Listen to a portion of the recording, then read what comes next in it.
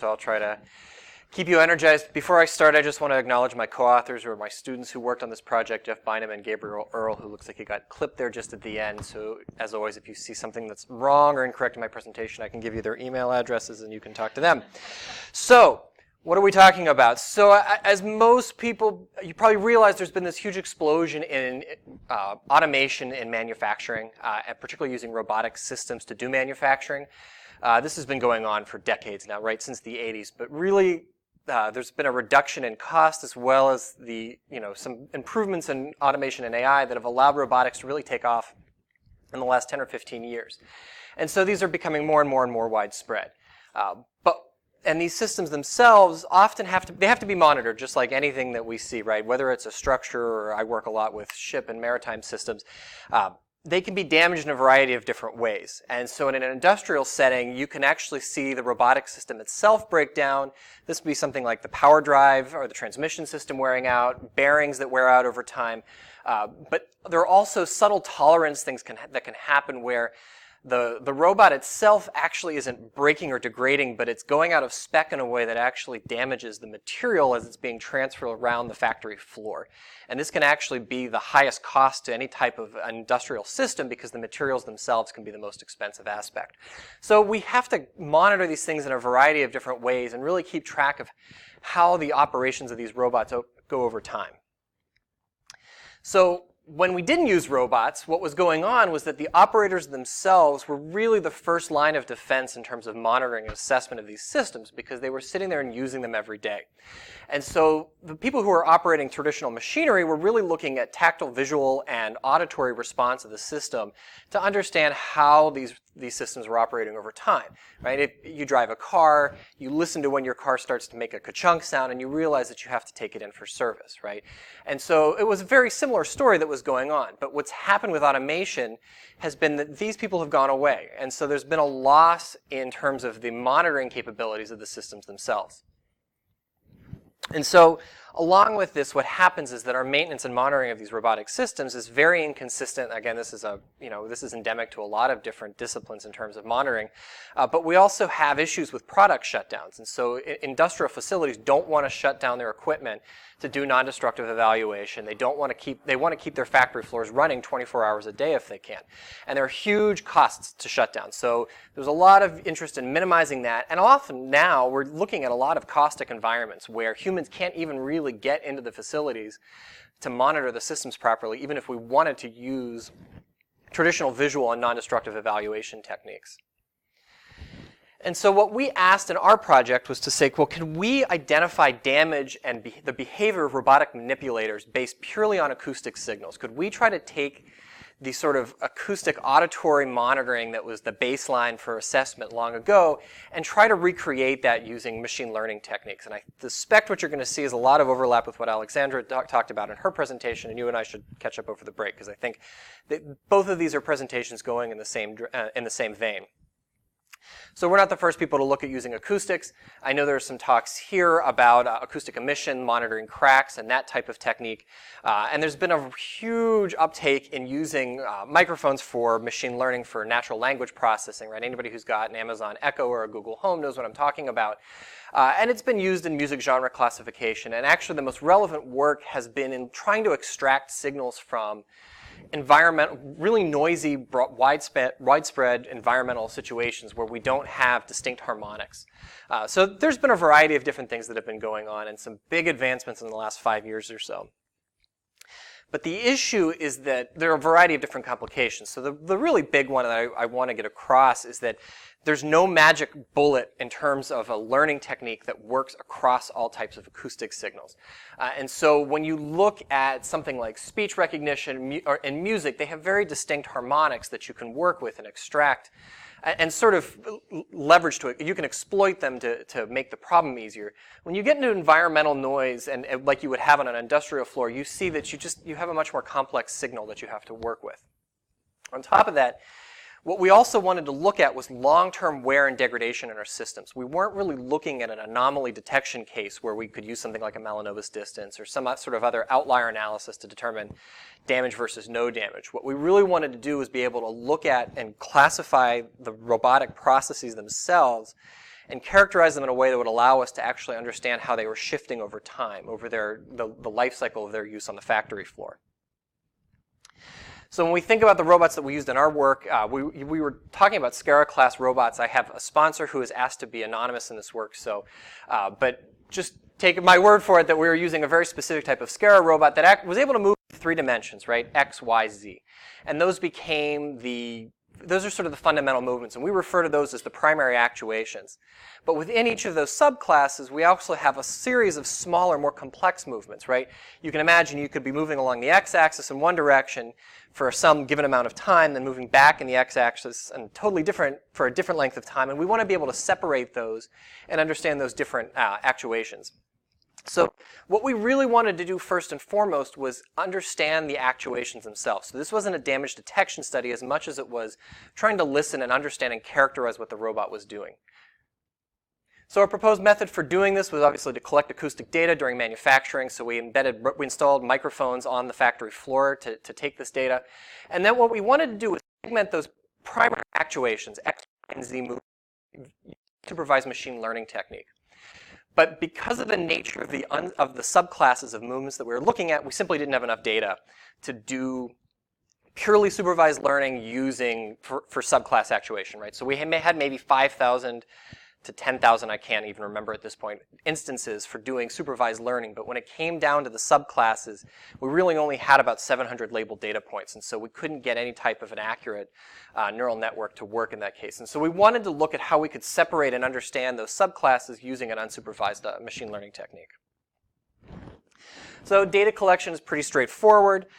We did a variety of different post-processing or pre-processing on the data, and we had 4-minute samples over weeks of robot operation. And then, again, so we had enough data that we knew we could get a convolutional neural net to work, and I'll explain why we used the CNN in just a second, but we knew we didn't have enough for the subclass motions. So first thing we did was try to take our data and pass it through a shallow artificial neural network, and that didn't work. So then we tried to pass it through a 1D convolutional neural network, and that didn't work either. And so what we did was we sort of stepped back and looked at the literature, particularly what was going on in natural language processing. And what we see is that there are a lot of people working with spectrogram representations of acoustic signals. And when you look at the spectrogram, what you see is a visual representation of the frequency domain over time and how it evolves. And so obviously it's very image-like in nature, and so we started to say, well, can we use a 2D convolutional net, like analogous to what's going on in a lot of the image processing world right now, and try to actually find the key signatures in the data to classify the signal.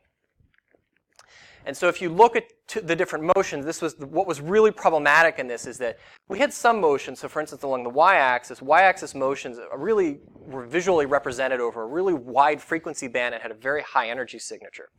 When we looked at the x-axis motions, the scales on these are very different, right? So you can see that this is only between 23.5 and 24,000 kilohertz.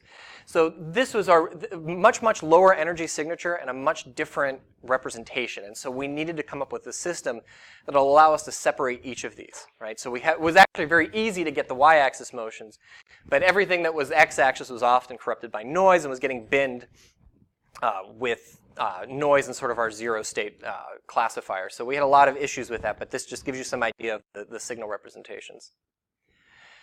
So we looked at 3 different neural network architectures. So again, we couldn't use transfer learning. There was no existing neural net architecture that we could use for these types of acoustic signals because we're looking at spectrograms. They're asymmetric and they have a very different manifestation than images do.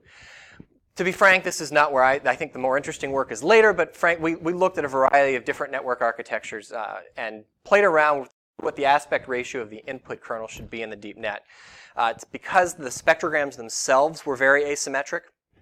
We wanted to look at how skewing those aspect ratios changed our approach. Once we did that, then we wanted to look at unsupervised segmentation and analysis of the signal. And so we wanted to do feature extraction on the segmentations, cluster them into subclasses of motions. And so again, we isolate all the y-axis motions, and then we use a combination of unsupervised techniques to separate the y-axis motions into their various categories and analyze them.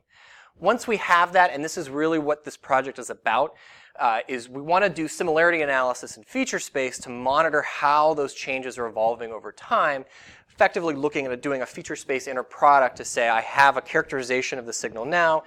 What are the dynamics in feature space as they evolve throughout the life cycle of the robot? So this is actually a little out of date, to be honest. We used a feature extraction approach, very traditional, where we pulled time domain and feature domain and spectral domain signatures out of the data. We went from 33, and then we actually tried to break it down using principal component analysis to come down to a lower dimensional space.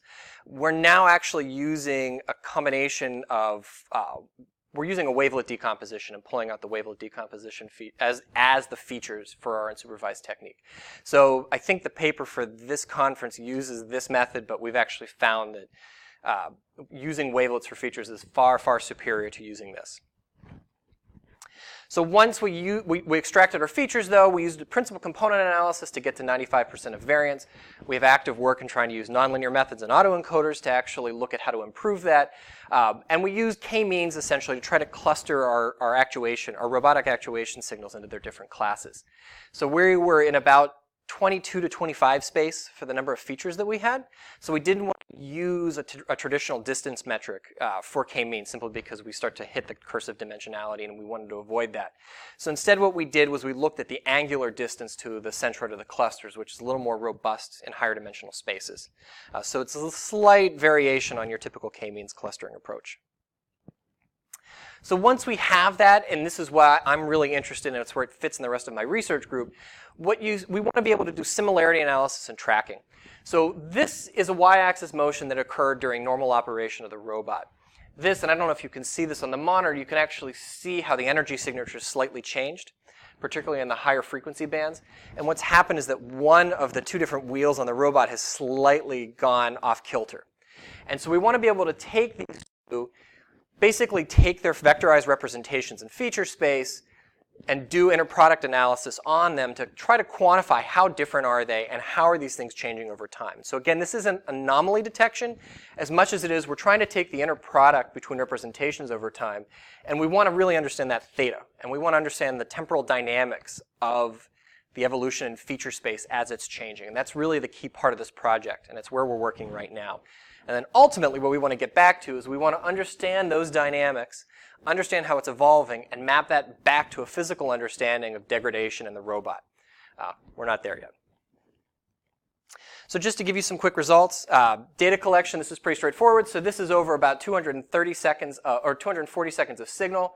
You blow it up and you take a look closer. This is what typical operation of it is. So we have widespread noise. I think this is when someone was actually talking next to the robot. And so we had all these different corruptions that were going on in the signal, but it was pretty representative of what we were able to look at. When we looked at the different neural net, convolutional net architectures that we worked with for y-axis actuations, what we saw ultimately was that as we skewed the input kernel, as we made it less and less square, it was actually improving our accuracy. It's kind of what we expected because, again, we had this very asymmetric input layer that we were trying to work with. And so here we saw, even though the second architecture gave us the highest accuracy, when we actually look at the false positive rate, related to recall, then we saw that it was way high. So we were ultimately, what we really have seen, and this trend is borne out in later work that we've done, that we really want to match the input kernel to the nature of the data that we're working with. So just to give you an idea of where it goes wrong, when this gets screwed up is actually at the transition. So here is where we had an x-axis motion immediately followed by a y-axis motion immediately followed by an x-axis. And it's really in the overlap where we have two acoustic signatures that are really closely linked that we wind up getting misclassification in our signal, which is kind of what we expected, but we've seen that over and over and over again. So when we look at clustering, and this is how we're looking at how we can separate the data. So effectively, what we're trying to do is group it. So what you can see here is that in blue here is one really clearly distinct class of motions, a subclass of motions, that we could never get out of a neural network. But through a combination of our feature extraction and net techniques, we were able to pull this out. Over here, you can see that we still have some bunching up of other motion subclasses that we're trying to separate. And right now, we're trying to identify different extract latent variable modeling techniques that give us better separation. And so we're seeing that as we expand the nonlinearity of our feature extraction methods, we're able to separate these to a higher and higher degree. But there are challenges with that. I'm almost out of time. Ongoing work is in the similarity analysis. We've been able to identify here in red some of these are places where we've seen, this is a hard plot to read, I understand. We've gotten to the point where we can do the similarity analysis, and we're currently kind of chugging through this and trying to find out how well we can quantify those interspace analyses. Ongoing work is in expanding this and looking at different clustering methods, but also, as I said, looking at different nonlinear latent variable techniques, particularly autoencoders, and we've had a lot of luck with diffusion maps and some localized linearity techniques for doing our nonlinear analysis. So that's it. This is sort of our references for the figures. And if you have, I happen to be co-editor on a special issue for MDPI on similar things. So Dr. Stephanie Paul and I are putting together a special issue. If you have something related to this sort of work, we'd love to talk to you. And with that, I'll take questions.